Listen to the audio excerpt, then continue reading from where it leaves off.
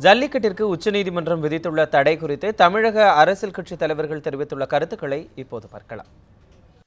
சரி, இப்பொழுது உடனடியாக ஒரு உத்தரவு வந்துவிட்டால் அதற்கு பிறகு மீண்டும் உச்சநீதிமன்றத்தின் தலைமை நீதிபதி வீட்டுக்கே போய் கதவை தட்டி அந்த உத்தரவுகளை மாற்றினார்களே பல பிரச்சனைகளில், அதுபோல இது ஒரு கடுமையான பிரச்சனை, it is a serious matter அங்கிற உணர்வோடு மத்திய அரசு உடனடியாக செயல்பட்டு அவர்கள் இதற்கு மேலமர்வுக்கு கொண்டு போக முயற்சிக்கலாம், அல்லது ஒரு ஆர்டினன்ஸ், ஒரு அவசர சட்டம் உடனடியாக பிறப்பிப்பதற்கு முயற்சிக்கலாம்.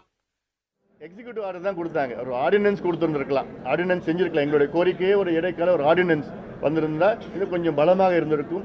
ஆனாலும் இதற்கு மத்திய அரசு உடனடியாக நீதிமன்றத்துக்கு சென்று இந்த இடைக்கால தடையை ரத்து செய்ய வேண்டும். அது மட்டுமல்ல, இந்த ஆண்டு மட்டுமல்ல, தொடர்ந்து நிரந்தரமாக இதற்கு ஒரு நிரந்தர தீர்வு ஏற்படுகின்ற வகையில் சட்ட சிக்கல்கள் அலசி ஆராய்ந்து இதற்கு முழுமையான ஒரு தீர்வு மத்திய அரசு பெற்று தர வேண்டும் என்று எங்களுடைய பலமான ஆழமான கோரிக்கை. காரணம், ஜல்லிக்கட்டு நம்முடைய பாரம்பரியம், தமிழ்நாட்டினுடைய அடையாளம் சொல்லலாம். ஒரு அடையாளம் சொல்லலாம், ஜல்லிக்கட்டு வீர விளையாட்டு, அது பாரம்பரியம். இதை நாம் கடைபிடிக்க வேண்டும்.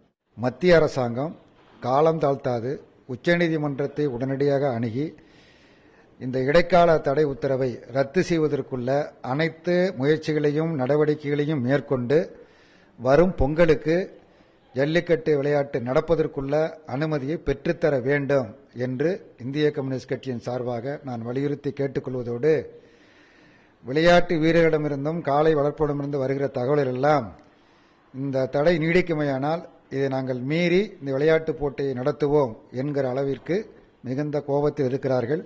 அவர்களது உணர்வுக்கு மதிப்பளித்து மத்திய அரசாங்கம் செயல்பட வேண்டும்.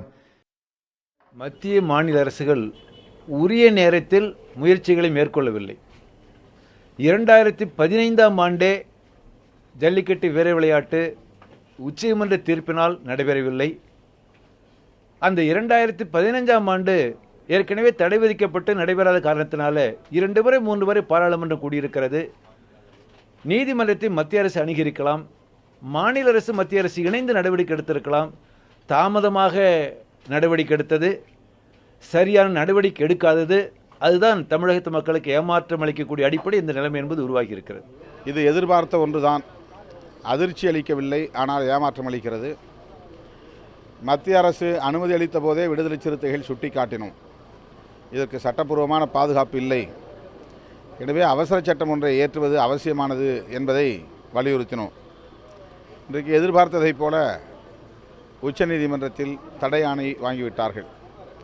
ஆனால் காளை மாடுகளை அடக்குவது என்கிற இந்த ஜல்லிக்கட்டு விழாவில் காளை மாடுகள் எந்த வகையிலும் துன்புறுத்தப்படுவதில்லை என்பதை ஏனோ மத்திய அரசு அல்லது மாநில அரசு உச்சநீதிமன்றத்திலே உறுதிப்படுத்தவில்லை. தமிழகத்தில் ஜல்லிக்கட்டு நடைபெறக்கூடிய ஒரு நல்ல சூழல் அமைந்திருக்கிறது.